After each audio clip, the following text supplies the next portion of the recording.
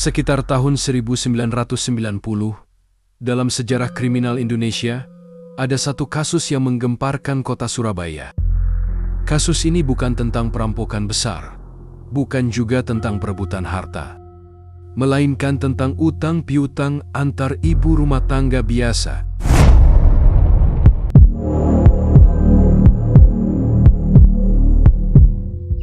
Astini lahir dan besar di Surabaya.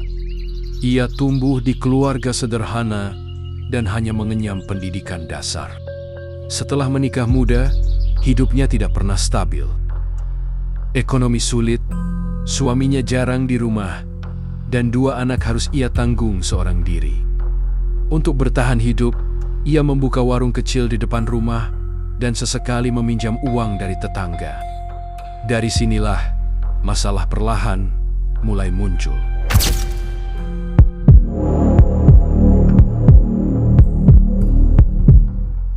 Tahun 1992, Astini berutang lebih dari 1 juta rupiah kepada tetangganya yaitu Rahayu, atau yang dikenal dengan sebutan Bu Syukur.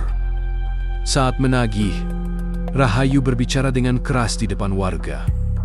Astini merasa dipermalukan di rumahnya sendiri. Beberapa hari kemudian, ia mengundang Rahayu ke rumah, berpura-pura ingin membayar sebagian utang. Saat korban duduk, Astini menganiaya korban dari belakang hingga meninggal. Ia lalu memutilasi korban dan membuangnya di beberapa tempat berbeda di Surabaya. Karena bukti fisik sulit dikenali, kasus ini sempat tidak terungkap.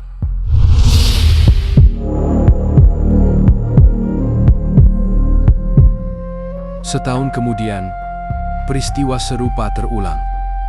Tri Astutik, tetangga sekaligus teman baik Astini, menagih utang yang belum dibayar. Lagi-lagi terjadi adu mulut. Di tengah emosi, Astini mengulangi perbuatannya, menganiaya Sri dari belakang hingga meninggal, lalu memutilasi tubuh korban. Sama seperti sebelumnya, bukti fisik dibuang ke lokasi berbeda. Polisi tidak menemukan keterkaitan antar kasus, karena kedua korban dianggap hilang begitu saja.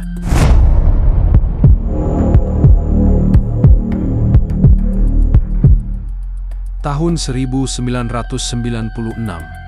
muncul korban ketiga, Puji Astutik, gadis muda yang juga tetangganya. Jumlah utangnya sangat kecil, hanya Rp20.000.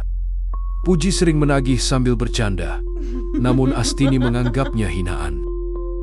Pada suatu hari di bulan Februari, Astini memanggil Puji ke rumah, berpura-pura ingin melunasi utang. Saat Puji datang, ia menganiaya korban dari belakang hingga meninggal. Dan lagi, korban juga dimutilasi. Bagian atas tubuhnya dibuang ke Sungai Wonorejo, Surabaya. Penemuan bukti fisik inilah yang akhirnya membuka seluruh misteri.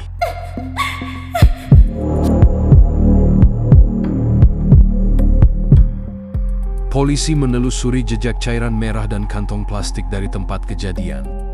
Semua bukti mengarah ke rumah Astini. Saat diinterogasi, Astini akhirnya mengaku bukan hanya membunuh Puji, tapi juga 2 korban sebelumnya. Ia mengatakan bahwa semua berawal dari rasa malu dan amarah karena ditagih hutang. Bukan karena uangnya, tapi karena perasaan terhina.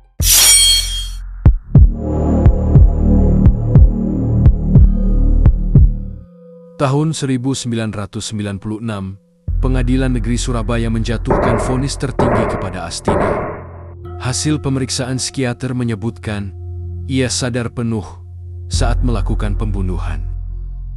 Tidak ada tanda-tanda gangguan jiwa berat, hanya emosi labil dan dendam mendalam. Astini kemudian ditahan di Lapas Medaeng, Sidoarjo, menunggu hukuman akhir selama 9 tahun.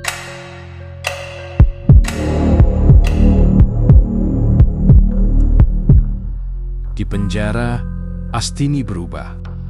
Ia menjadi lebih tenang, rajin beribadah, dan sering menasihati narapidana lain agar tidak dikuasai amarah. Ia tidak pernah meminta grasi. Katanya, Saya sudah salah, tak perlu diampuni manusia. Hukuman terakhirnya tiba pada 20 Maret tahun 2005. Sebelum hukuman dilaksanakan, ia hanya meminta apel dan sedikit uang untuk anaknya. Ia berjalan tenang dan berkata pelan, "Saya sudah ikhlas."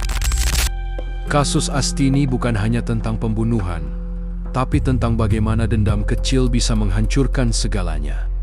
Ia kehilangan tetangga, keluarga, dan akhirnya hidupnya sendiri.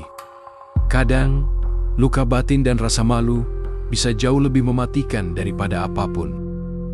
Satu hal lagi, memang banyak yang berhutang karena memang sedang kesulitan hidup.